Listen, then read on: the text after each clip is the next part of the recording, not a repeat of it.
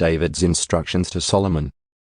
David summoned all the officials of Israel to Jerusalem, the leaders of the tribes, the commanders of the army divisions, the other generals and captains, the overseers of the royal property and livestock, the palace officials, the mighty men, and all the other brave warriors in the kingdom.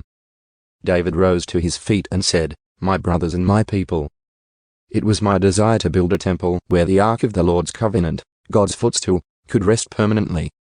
I made the necessary preparations for building it, but God said to me, 'You must not build a temple to honor my name, for you are a warrior and have shed much blood.' Yet the Lord, the God of Israel, has chosen me from among all my father's family to be king over Israel forever.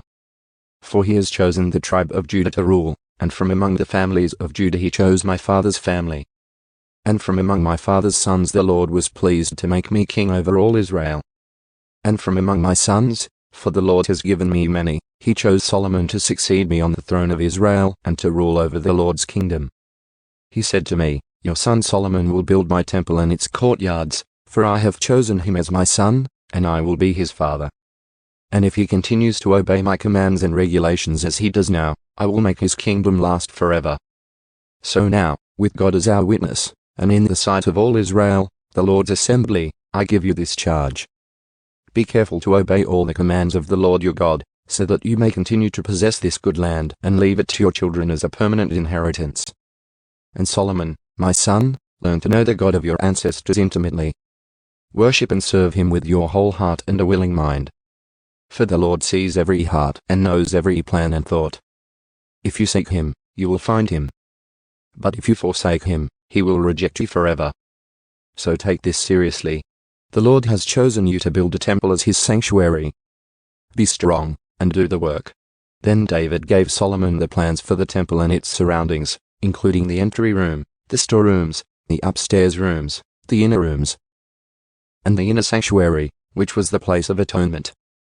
David also gave Solomon all the plans he had in mind for the courtyards of the Lord's temple, the outside rooms, the treasuries, and the rooms for the gifts dedicated to the Lord. The king also gave Solomon the instructions concerning the work of the various divisions of priests and Levites in the temple of the Lord. And he gave specifications for the items in the temple that were to be used for worship. David gave instructions regarding how much gold and silver should be used to make the items needed for service. He told Solomon the amount of gold needed for the gold lampstands and lamps, and the amount of silver for the silver lampstands and lamps, depending on how each would be used. He designated the amount of gold for the table on which the bread of the presence would be placed and the amount of silver for other tables. David also designated the amount of gold for the solid gold meat hooks used to handle the sacrificial meat and for the basins, pitchers, and dishes, as well as the amount of silver for every dish. He designated the amount of refined gold for the altar of incense. Finally, he gave him a plan for the Lord's chariot, the gold cherubim whose wings were stretched out over the ark of the Lord's covenant. Every part of this plan, David told Solomon, was given to me in writing from the hand of the Lord. Then David continued, "Be strong and courageous, and do the work. Don't be afraid or discouraged, for the Lord God, my God, is with you. He will not fail you or forsake you.